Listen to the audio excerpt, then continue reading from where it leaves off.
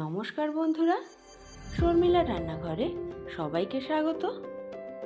তো আজকে আমি তৈরি করে দেখাবো গোটা ফুলকপির রোস্ট।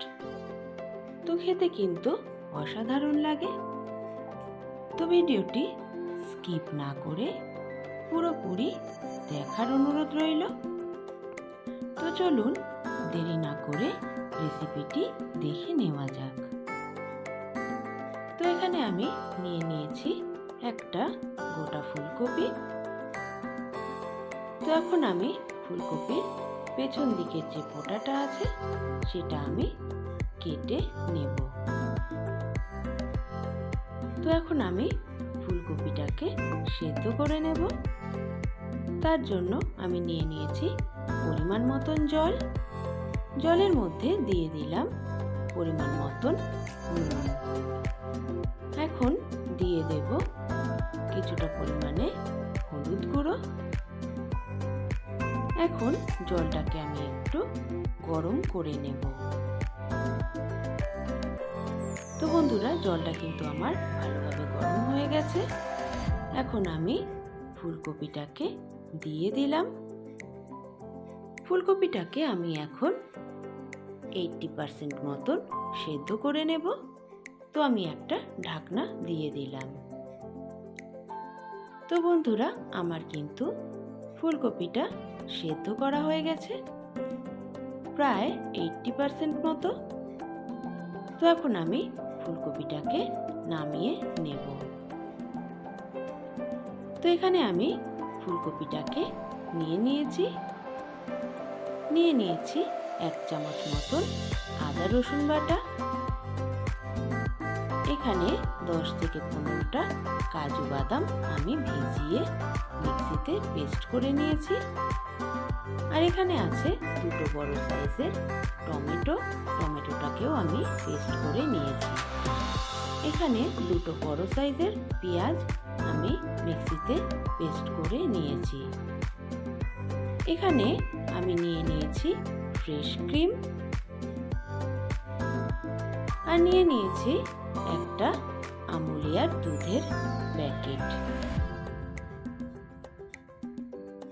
তো এখন গ্যাসে একটা কড়াই বসিয়ে দিয়েছি। কড়াইয়ে দিয়ে দিলাম পরিমাণ মতন সাদা তেল। তেলটা গরম হয়ে গেছে। এখন যে পেঁয়াজ বাটাটা আমি রেখেছিলাম সেটা এখানে অ্যাড করে দিলাম। খুন্তি দিয়ে একটু ভালোভাবে ভেজে নেব পেঁয়াজ বাটাটাকে, যতক্ষণ না কালারটা চেঞ্জ হচ্ছে আর পেঁয়াজের কাঁচা গন্ধটা চলে যাচ্ছে।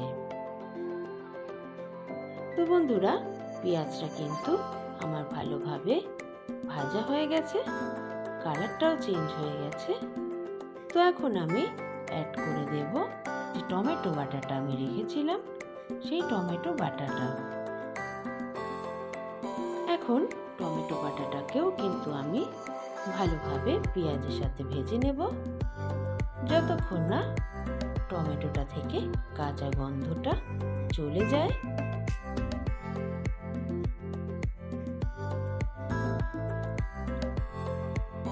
তো আমার টমেটোটাও কিন্তু ভাজা হয়ে গেছে। এখন যে আদা রসুনের পেস্টটা রেখেছিলাম সেটা এখানে অ্যাড করে দিলাম। একটু নেড়ে চেড়ে নিয়ে আমি অ্যাড করে দিচ্ছি 1/2 টিস্পুন মতন হলুদ গুঁড়ো, দিয়ে দিচ্ছি 1/2 চামচ মতন নুন,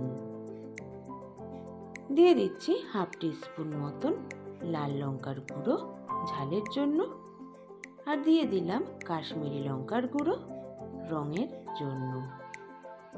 এখন অল্প একটু জল দিয়ে আমি একটু নেড়ে চেড়ে নেব, যাতে মশলাটা নিচের থেকে না পুড়ে যায়। এখন আমি অ্যাড করে দিচ্ছি 1/2 টিস্পুন মতন জিরের গুঁড়ো, দিয়ে দিচ্ছি 1/2 টিস্পুন মতন ধনের গুঁড়ো। এখন সমস্ত উপকরণ আমি ভালোভাবে কষিয়ে নেব। অল্প অল্প জল দিয়ে আমি কিন্তু মশলাটাকে ভালোভাবে কষিয়ে নেব। তো বন্ধুরা, খেতে কিন্তু দুর্দান্ত লাগে এই ফুলকপির রোস্ট। তো বাড়িতে অবশ্যই একবার বানানোর অনুরোধ রইল।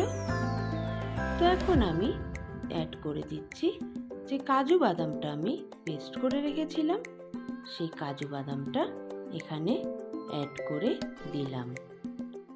এখন কাজু বাদামটাও কিন্তু আমি মশলার সাথে ভালোভাবে কষিয়ে নেব।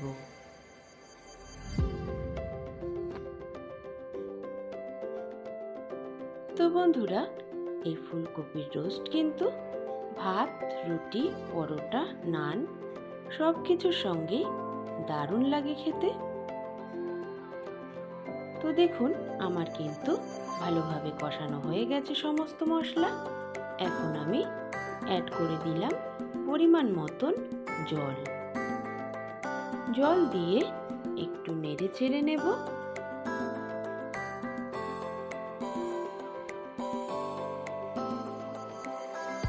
তো আমার গ্রেভিটা একটু ফুটে উঠলে আমি যে ফুলকপিটা সিদ্ধ করে রেখেছিলাম সেই ফুলকপিটা এখানে অ্যাড করে দেব।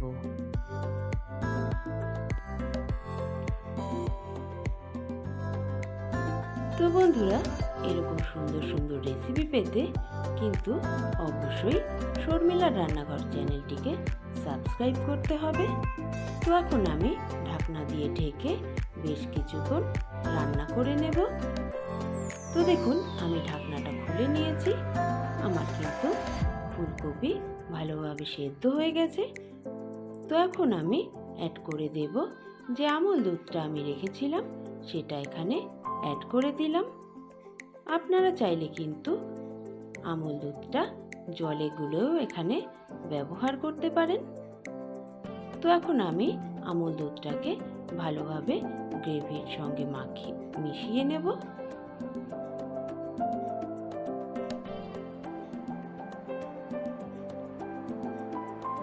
তো বন্ধুরা, এখন আমি অ্যাড করে দেব ফ্রেশ ক্রিম।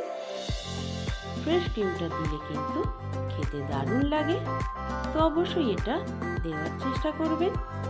এখন আমি দিয়ে দিচ্ছি হাফ চামচ মতন গরম মশলা গুঁড়ো।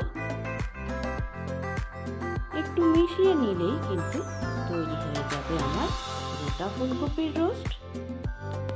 তো এখন আমি গ্যাসটা বন্ধ করে সার্ভ করে নেব। তো বন্ধুরা, তৈরি হয়ে গেল আমার দারুণ স্বাদের ফুলকপির রোস্ট। তো এখন আমি ওপর থেকে একটু ধনেপাতা সাজিয়ে দেব। তো আমার রেসিপিটা যদি ভালো লেগে থাকে অবশ্যই একটা লাইক কমেন্ট করে দেবেন। আর যারা নতুন বন্ধু আছেন তারা সাবস্ক্রাইব করে পাশে থাকবেন। সবাই ভালো থাকবেন, সুস্থ থাকবেন। আজ এই পর্যন্তই, দেখা হবে নেক্সট ভিডিওয়ে।